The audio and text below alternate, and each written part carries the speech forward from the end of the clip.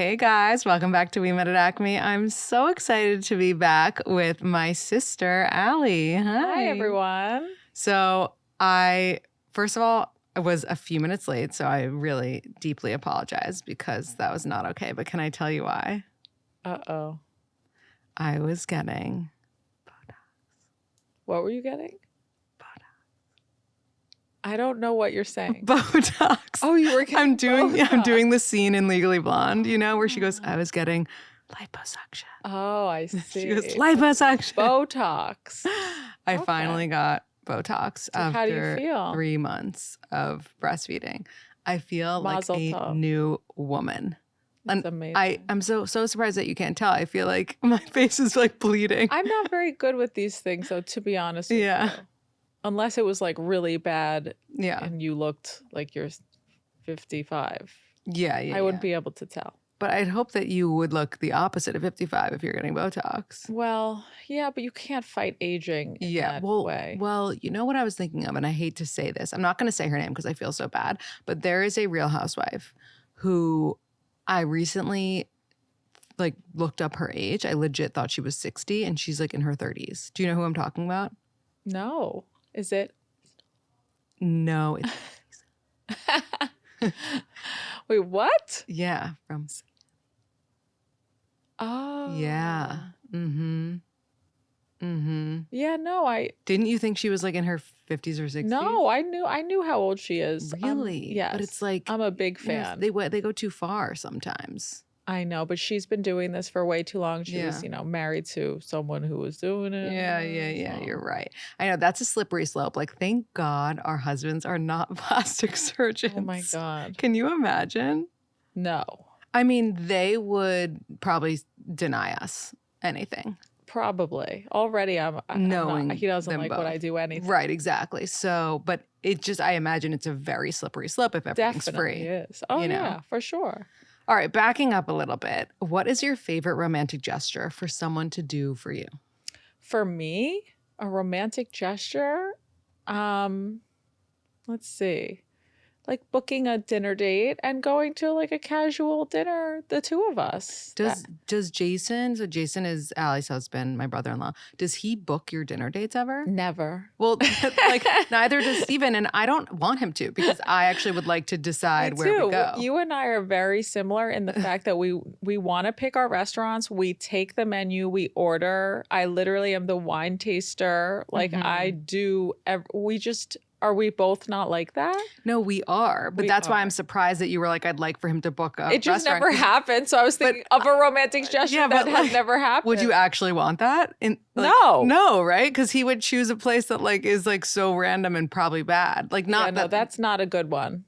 I don't know. But it's really funny because I was like, there was some TikTok or Instagram reel the other day that was like, if the first time your husband does a romantic gesture is when he proposes, then that's a red flag. And I was like, I mean, that's really harsh. I don't agree. I agree in that, if he's never done anything, he's never brought you flowers, he's never brought you a gift from a trip, something like that. But if it's the first time he plans something, I don't think that's a red flag. No, I don't think so. I think it's okay for the woman to be the one who wants to plan, as long as they're not doing it because they have to, and the man is like, I will never plan even if you want me to, Yes. But if you're getting joy out of planning, who cares? Who cares? Yeah. I get a lot of joy out of planning. I get a lot of joy out of ordering. Mm-hmm.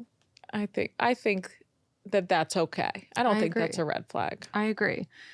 Give us a recap for anyone who didn't listen to our first episode. And actually, it's funny. I'm going to play a part from our first episode. I have to kind of find it. Are we going to play it right now? No, not right now. But someone had reminded me that you described who you thought I was going to end up with in that episode. Yeah. So they were like, play it and I need to hear now. Run it back and see. But in the first episode, you obviously talked about how you met Jason. Give us the little elevator condensed version. So Jason and I, my husband, went to college together and we reconnected 4 years later at a basketball game, at the Knicks game. And he actually saw me. This is a true story. He saw me on the Jumbotron. And I was with my dad. He was there with his friend. He texted me, "You're famous." And I texted him back, "Who is this?" Because I didn't have his number anymore. The best response. And it was history after that, basically, more or less. No, but you also used a line that our dad gave you. Yes. What was So it? after I texted him, "Who is this?" He said, his name. And then he said, "Where are you located in the city?" Whatever.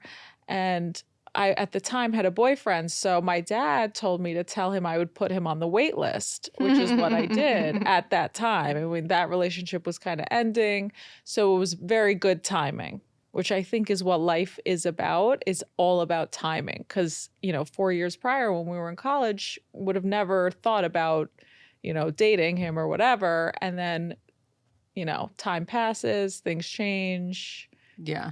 And I think it's also about saying something that's like a little bit that stays with someone. Like something like, "I'll put you on the wait list," is very different than probably the text he was getting from the other girls that were like, "Yeah, I'd love to go out," or like, you know what I mean? Yeah. Like it probably made you stand out even more just by being like quirky and weird and like funny. confident. Yeah. I think it is confident to be like, take a number, Yes, definitely. Totally.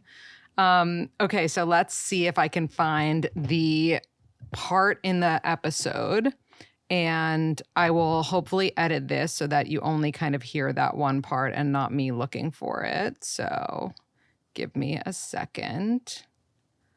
I'm dying to hear that. I'm like scared of hearing my own voice. Okay.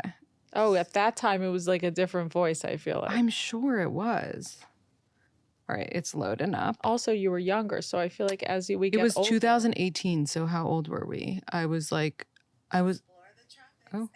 oh, 19, 20. I was like, 23. oh, this is you. It was 6 years ago. Never worked out, and then one time I like got mad at my friend because she actually hooked up Oh, with him. this is the story of you and Jason. Okay. That's really funny. But they don't want to have kids. No, you don't know that. Like I was 30. every Yeah. time I was dating and I went on a first date, one of my first it is like an interview essentially because you're like, okay, Okay. And what if that person was like, and yeah, agrees with their body. And, yeah. I do, and that's why I think there's, Okay, I let's mean, I think we all have fantasies or Ooh, something where they were fantasies. like, Oh, I don't even know what that was. What's the kind of guy? Who's the kind of Okay, guy here we that go. you want me to end up with, since you already chose the kind of guy for you? I want you to end up with someone more stubborn. More than stubborn you are, than me? so that you have to be less stubborn. No, I think that's That didn't wrong. happen. I think they have to be very sweet and like accommodating. But And that I is do correct. think that the guy you end up with is going to be very righteous. I don't know about He that is. one. That's such a random one. My He my is psychic righteous. sauce astrologist said that I need someone who's creative. And God, supportive. I don't Creative. even know what I see you with. Like, Yeah. I don't know. Yeah. I just don't know. Yeah, I'm figuring it out too. We'll figure it out together. Yeah. How about that? You don't know until you know. You don't. You I love that. So, That's so like, funny. not completely wrong. I mean, he's definitely not stubborn.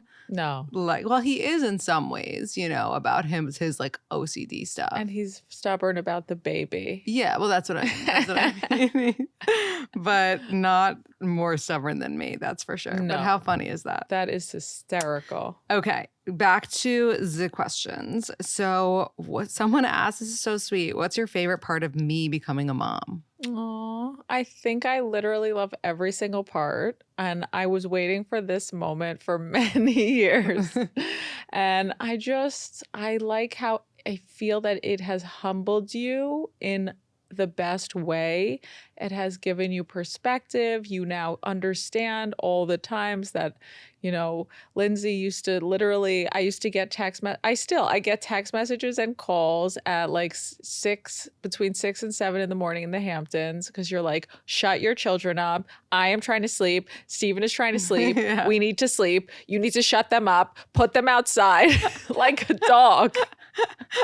Them outside. And I was like, they're humans. I literally, my response, if I responded, was usually they're humans. And now I feel like going forward, you're going to understand you can't do anything. And your baby's going to do that too. Yeah, I mean, I do happen to have a perfect child. You have a perfect child. who doesn't and make my children are noises. perfect as well. And your children are but- perfect too, but they are a little noisier. Well, they're older, and as Yeah. Zachary gets Yeah, yeah, older, yeah. you're going to experience No, it's some true. I mean, trying times. here's the thing. Right now, somehow, I have no idea, but the gods above gave me a baby who doesn't cry early in the morning. That might change.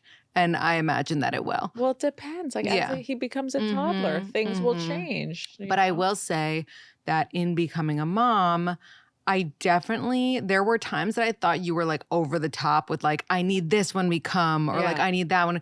And I'm like, no, I need those things as well. Yes, You know? So yeah. like that, those things I understand. Like I literally I used to have to say to, our mom and dad, like, you need to get the booster seats ready because as soon as we get, out east, my kids need to eat so they can't reach and, they need to be in their boosters. Right, And right, she right. would like be so flustered. She couldn't Yeah, do yeah. anything. Yeah. So I think now you get it. And I Right. love that for Right. you and No, for totally. us. Totally. And also like you are very good at getting your kids to bed at a certain time and to wake Yes. up at a certain time. No, waking up, I could do without. Yeah. I could go another hour. Yeah, yeah, But yeah. the bed is very big deal to me. Right. No, and that is, I definitely think that that's admirable. I told you to put your phone on Do Not Disturb. No, it is. I have to let my nanny inside the house. This Okay. is kind of important. Okay.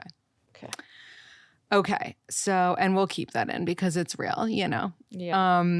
We kind of talked about this on the first episode that we recorded together, but do you disagree with any of my dating rules? I feel like you don't. I feel like I was the root of these dating I knew you were rules. gonna say that. So I was don't like thinking about it disagree. last night, and I was like, I bet you she thinks that like they had something to do Well, with her. you didn't listen to me for many years and told me I was wrong, that I was crazy for telling people not to have sex on the first date, on the second date, on the third date. So don't pretend like all of a sudden, don't do it. Don't do it. Might have gaslit you, but I also never did that. You know what I'm saying? I don't know what you did or didn't do. Yeah. I think you did do it. No, I never did. Okay, I don't know what Yeah. you did, but I will tell you that those rules have been my rules forever. Yeah. Still to this day, I believe all of them. Mhm. All of them. Mhm. And I do think there are exceptions to those rules depending on like the guy. But for the most part, they're 100% true. Yeah, I obviously agree.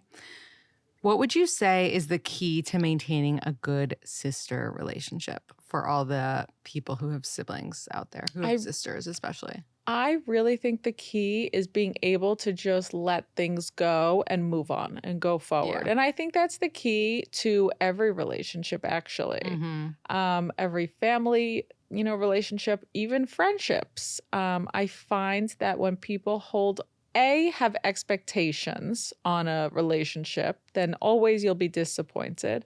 And then B, I find there's no reason to hold someone to a certain standard.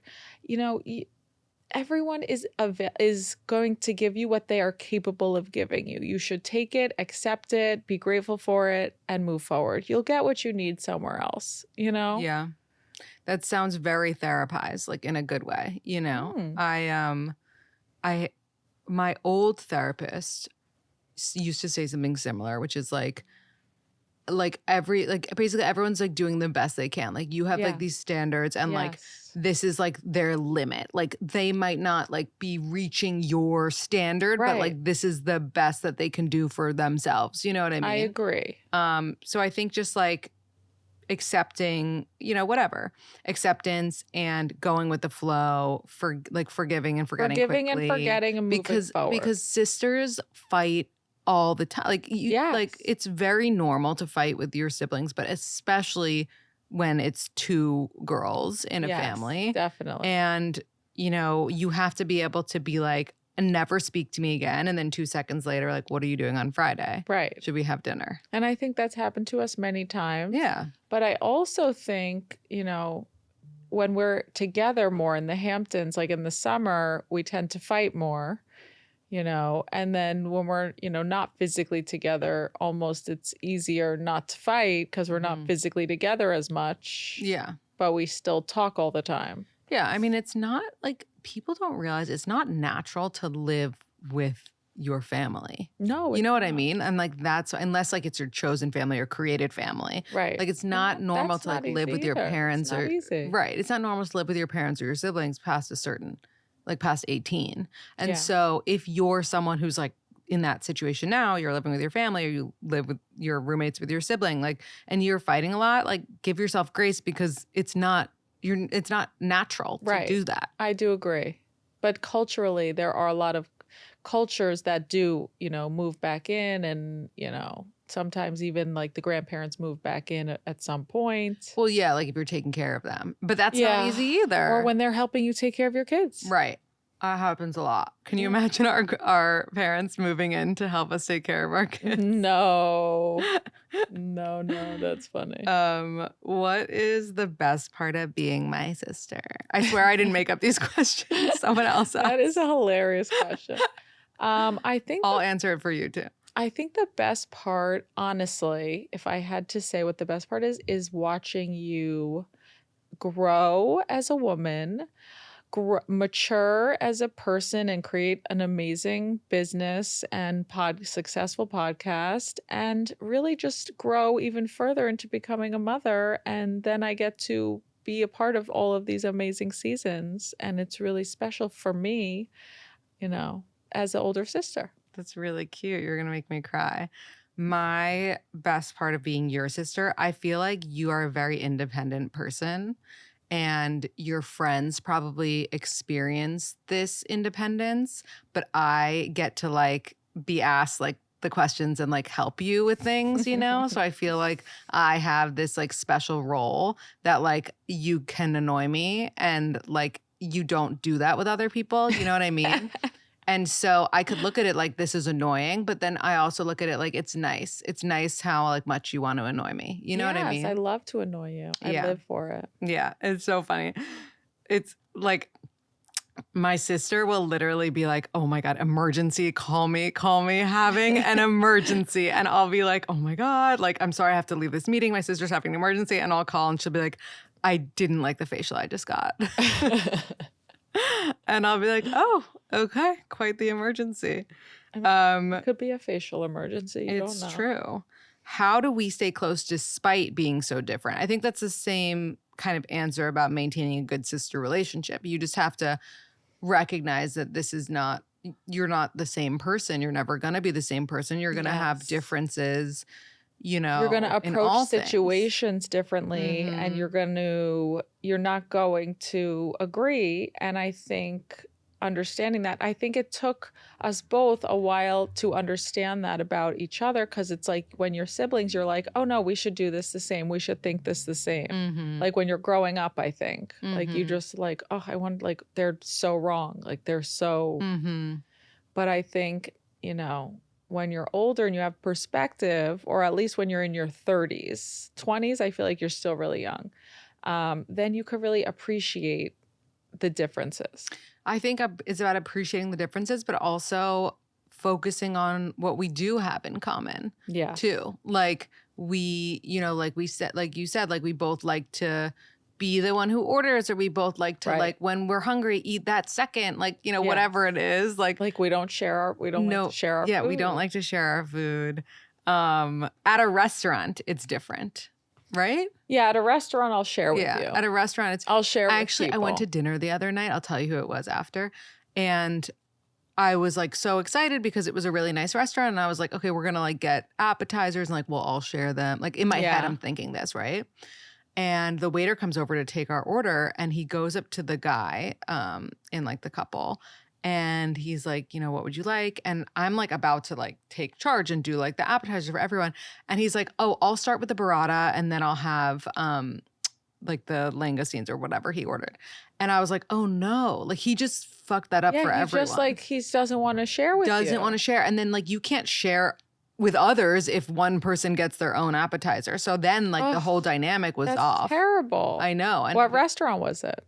that will like give it away. So I'll have to tell you after. Okay. In case, because I get in trouble for repeating things about real people on my podcast. Oh, no. Okay. It's going to give me PTSD. So we won't do that then. Someone said, do you fight over your parents' attention /time /resources? Definitely not. Yeah, I don't think we do it. I really don't. I think to give credit to our parents, I think they're good at giving us both attention. Yeah, I think so. Yeah. And I like it when Lindsay has the attention. I could never be an only child. you do like it when I have the attention? Yeah, Oh, I do. Interesting. I prefer, like, I don't want it to be on me. Yeah. Yeah, I like it. I know you do. I like You it a always lot. have. I like Lindsay it a used lot. to cry. What? Oh, yeah. I used to go to summer camp, like when we were young. Yeah. And Lindsay would be like, I am an only child. I'm going to have the best summer. I think that's a younger sibling thing because and I'm learning this now I have only one child and he will be, God willing, the oldest. Yeah. And we are giving him the most attention in the world. And that's what you do for the first kid, right? Right. Not that you don't do it for the second, but you probably do it a little more for the first. Yeah. And so growing up, I it's almost like I knew that had happened. Yeah. And I knew I was the second. So when you would leave, I'm like, oh, now I'm the only. You were like, always had something to prove, I feel like. That's like the second kid, And I just, everything was so natural.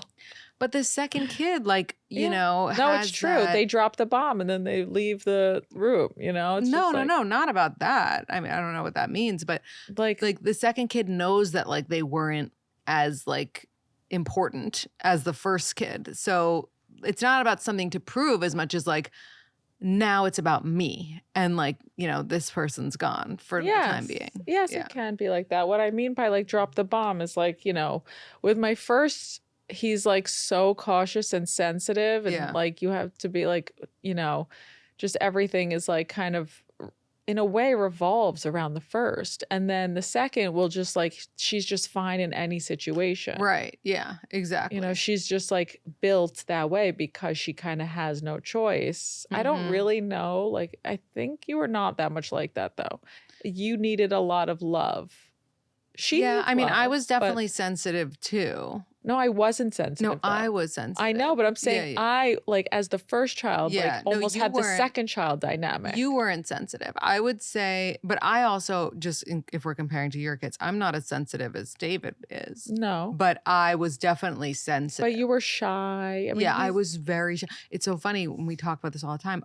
Growing up, I was very shy and scared of like everything.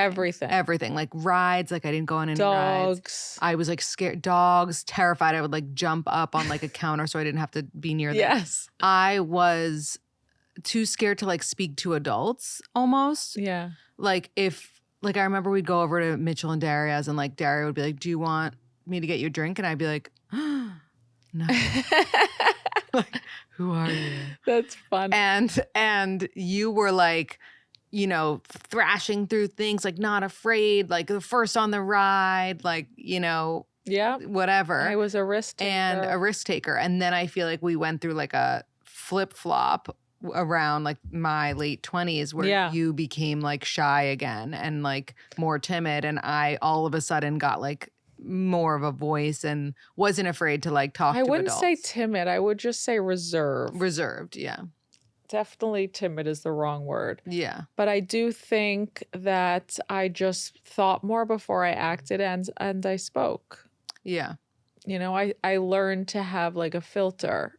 And I think I never really had that. I was like, I just never really. Which is hard for an Aries, by the way. My sister's an Aries and I'm a Libra. It's opposite signs. And Aries are known to be more like headstrong and more like act and then think. Yeah. So you had to be like consciously like, what happened is I met my husband and I realized that like some of the, like if I wanted it to work, I just like, there were things I could tweak. And I didn't think about this at the time, but now I'm thinking back and I was able to kind of change some things about myself that I really didn't love about myself, to make it more of what I wanted like how I envision myself to be as a woman and like as a grown up and as an adult and as a mother, you know? And I'm actually really proud of that work. That was a lot of work. That's really interesting to hear. So like what did you change? And like do you think it's a red flag or a green flag if you change as a result of like meeting a man versus changing on your own and then meeting, you know what I mean? Well, I definitely was still like smoking a lot of pot when I met my husband. And I just knew that if I wanted it to work, there were things about myself, like why was I smoking so much pot? Right. I was at the time I was really young. So I'm not even going to say I was old because I was 24. Yeah, you were a baby. I was still right at like after college, I was still smoking pot. I was having a lot of fun. But that's a bad habit unanimously, obviously. Yes. I mean, like, some people like it now. Yeah, it's medicinal. yeah. But like, you know, anything in excess. But then what was it like personality wise that you decided to change, and how did that? I think I just naturally changed in order to like kind of work with him in like what he was. He's like incredibly stubborn and just like had certain things that like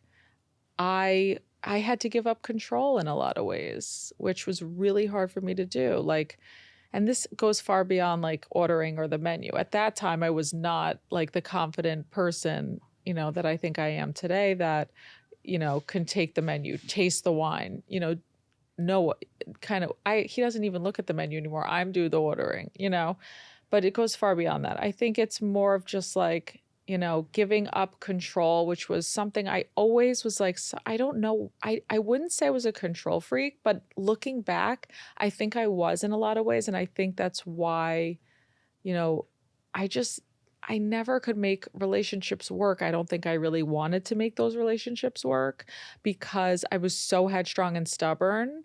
And I guess as an Aries, it's like comes very naturally to me to do that. But I just never wanted to do that. Right. And you were happy like in that like boss role with a partner. Yeah. And I think it never worked. I always kind of cheated on those boyfriends. I don't know why. It was never like interesting for me. They never did it for me. It was never like a reason for me to just like I don't know. It just didn't feel real. You know, I needed someone to like take the reins for me and like, you know, kind of just be, I'm trying to think of the word. Like to be like a match, like to match. Right. Match my energy. Right. Like to be like a force. Like a force. I needed a force. I needed someone who was going to like dominate me a little bit. Right. Just like put you in your place. Yeah. Yeah. Like and still like even to this day, I do feel like he keeps me on my toes. Yeah. And I really need that. Like I mean, I know you don't like to hear about this. No, there are questions about it, unfortunately. But I definitely feel like he keeps me on my toes. What, you say what you were going to say? say? No, I'm not going to say No, because there are questions about it, so we could segue. No, I'm just saying, you know. Sexually satisfying. No, I'm just like, I like to feel not like it's like I'm the boss of that area of a relationship, you know, and I think it kind of like, you know, carries over. And I just, you know, I think so you're like, what you're essentially saying is you learn to like step into your feminine. Yes. You know? I was never feminine energy and ever. That is like a very beautiful thing. And that we talk about in the podcast all the time, but like finding the balance between like your feminine energy and your masculine energy. Yes. Yeah. And like we both have masculine energy, but we also have feminine energy. See, so it's funny though, because I feel like I stepped into my feminine energy around that time and I kind of lost as much as my masculine energy. And so now I feel like after I became a mom and all that kind of stuff, I'm finding my masculine energy again. I agree. I think that, but you still have moments where it comes for sure. Oh, no. And it's I not fully like have it inside of me. Yeah. And you don't like back down. I didn't lose it. It's not like if Jason were like, Allie, we're not doing this. You're not like, okay. Like, you're like, yes, we are. But I don't think that's feminine and masculine because that's a very traditional way of, you know, I think I'm thinking of feminine and masculine, like not in the sense of like, oh, masculine energy decides what we're doing and do this and that and blah, blah, blah. It's more of just like, you know, not only it's more of the way I dress, the way I approach like a situation, like in a fight, like instead of, like, you know, different tones of voice, this and Yeah, that. Like yeah. I have become, I've Like just, gentle. I've been able to like reserve myself to the voice tone I want to come across as, and it allows me more success in, in a conversation or a fight because I am not of different pitches. It's a different level of communication. Yeah, it's not yelling. It's like, it's a conversation. Yeah, I think that makes a lot of sense. And that's very interesting. Okay, now unfortunately, this is a question about your sex life. Somebody asked about your sex life and the dynamics of your marriage. They said, I feel like you keep it fun. I think we do. Tell us, and I'll try to drown it out as much as possible. How do you do that? I just think like, not to get too, I'm not going to get too far into this because that won't be good.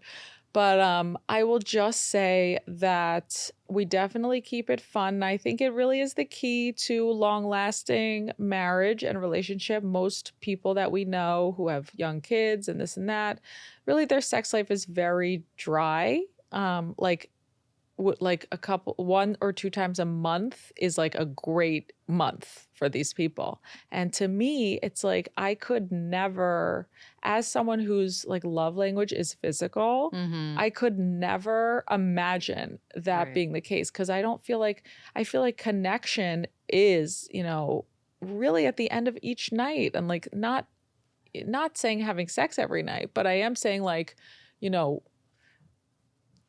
definitely multiple times per week. Right. I think is important to keep like the passion and the connection and just the fun in the relationship. And like, why are you even here? I don't even get like why people are 1 to 2 times a month seems like, and listen, we all have young kids. Like there is a million excuses you could say in the world, but I just don't think that's acceptable for like a really good connected marriage. Yeah. I will caveat, like, if you are in the newborn stage, that does not apply. Like, if you are in the midst of breastfeeding, if you just had a baby, like, you do you, girl. Like, you're doing great. I always think you have to do you, no matter what. Yeah. But I just feel like, it's, although it might seem like a chore, it's so much more important than you could understand just from the perspective of just like, oh, I don't want to do this. Like, I know, but then you do it and you just feel so amazing and so much better. And all these like hormones and endorphins and like chemicals are in your body, like going off. Yeah, I will agree. Like, I never regret having sex with my husband, obviously. But I will say to people listening who are like, that's not possible for me, because, everyone's different. Yeah. If you are happy, if you and your partner are both happy with the amount of sex that you're having in a relationship, that's great. That's all that matters. Yeah. Someone asked, and this is a really interesting one because I was actually just talking about this with a girlfriend. Are there signs you saw, but like before you had kids, that your husband would be a good dad? Yes. So what were they? Share them. He's just a really funny guy. And so I just, we were around kids so much. Like every time we've been to Israel together, my husband's cousin has 10 kids, 10. And he's just so fun with them and and every time we've ever been around kids, which somehow over the years was a lot, but not just that, I almost feel like you just know whether a man is going to be a good father. It's like as a woman, it's like a woman's intuition. And I feel like I just knew, he's playful, he's funny, he's all of the things I would look for, and all of those things and more as a dad. Yeah, I completely agree with you. I was sharing with my girlfriend the other day that in a past relationship, not with Steven, with someone else. I remember I was at a girls' dinner And I said to the girls, no one had become a mom yet. I think maybe one person was pregnant. And I said, how did you know that your husbands or boyfriends or whoever, fiancés, how do you know that they'll be good dads? And like, how do you know that like, you know, like I just didn't. Yeah. And now looking back, like the fact that I asked that question was so clear that I didn't think that the person I was with would be a good dad. Wow. Because like now I need to know who it was. You know, I'll tell you after, but like you just know. And I hope you're and with writing down all Steven, these things to tell me after. I'll listen back and then I'll text you. Oh my God, my boobs. Are they hurting? They're you? in so much pain. I'm weaning right no. now, which is ay. a bitch if you're ever going through it. DM me. Do you we have can cabbage discuss. in? I took the cabbage out because I didn't want to stink for our recording. I don't mind. But I'm using this like cabbage cream. Anyway, I do think that it is instinctual. Like the second I met Steven, like I knew, granted I got the chance to see him with kids too. Yeah. But even if I had never seen him with a young kid, I would still know that he would be a I good think dad. you just know. What do you think? So this is hard because I've been a parent for 3 months. Yeah. But someone asked similarities and differences in our parenting styles. So far, I'm seeing a lot of similarities. I was super regimented and structured with my first, especially in the first 3 months when I was breastfeeding. And I'm seeing a lot of that. I will say I definitely had, at this point, had I was much stricter about bedtime. And I think, you know, that's just, I could see you getting there though. And, you know, otherwise, I don't see many differences. Yeah. I do think like Jason was just as strict as Steven was, even though we don't really remember. We didn't really do the mask thing as much, like after like a couple weeks. Yeah. Well, we just stopped because his yeah. shots have settled in. Yay for his shots settling in. Maybe I'll meet my nephew without a mask on soon. Yeah. And then this is very broad, but how do you stay in shape? So broad. So many things. I don't Yeah. know. That's a very vague question. I mean, you know, I have a fitness Instagram and I'm a health coach. So I do feel it's a very important part of me feeling good. And, you know, I work out 5 days a week and I make sure to eat, you know, in a balanced way that is mostly clean. And yeah. I also feel like, and I don't know if this has anything to do with it, but I imagine it helps a little bit that you're gluten-free. Not really. Yeah. Because there's alternatives to everything these days. Right. I mean, when I was first diagnosed with celiac, you know, there was nothing gluten-free. You'd go to the pizza store and you would, you know, not be able to eat. Right. Now there's so many options of all the things. True. If you want to not be in shape gluten-free, believe me, you can. Right. That's so true. What parenting lessons you've taught me? I mean, not a lot yet, right? Again, I've been a parent for 3 months, but every time I ask a question, you have a helpful answer or like a don't do this. Like I did this and don't do it. Right. Like right now with weaning, like you're like, whatever I did was really painful and not good. Yeah. I was like, don't do what I did. Right. So like things as we go. Do you like being an aunt? I mean, I can't imagine you would say no. I just love being an aunt. An aunt is like the best role ever in the world. I really think it's like, you know, I was meant to be an aunt. It's true. So was I. Yeah. Those were all the questions. So now I'm going to do some rapid fire questions, which are just the poll questions that I have shared on Instagram today. So let's check them out. Okay. Do you still go on a date if you're sick? Still go, cancel because you don't want to get the other person sick, cancel because you won't perform your best, or give the other person a heads up so they can choose? I would still go if you're into the person. My first day with my husband, he was on antibiotics. He was literally sick as a dog. He did not want to cancel because he's obsessed with you. No, I just think he just really didn't want to cancel. Yeah. it's not a good look. Well, you guys are in the minority. Only 4% of people said But so it's go. like, but here's the thing about it. It's like, you ruin the momentum of the texts leading up to the date. You ruin the momentum of everything. And listen, I agree. If you're sick, you shouldn't go. But like, how sick are you? Right. You know? How sick. Do you have regular checkups in terms of feelings with your partner to make sure you are aligned? Yes, we do, or no, we don't. That's too much. Wait, is that like a therapy checkup? What do Like you a mean? check-in with Jason, like, are we happy? How are we doing? Oh no, that's no. Yeah. How we doing? How we doing? Are we good? Okay. One of your best friend brings a re-gift of a baby clothing item to your formal baby shower. They also did something similar for a formal engagement party. You always get thoughtful and expensive gifts for her. How would you feel? Slighted, annoyed, but you'd get over it, or no big deal?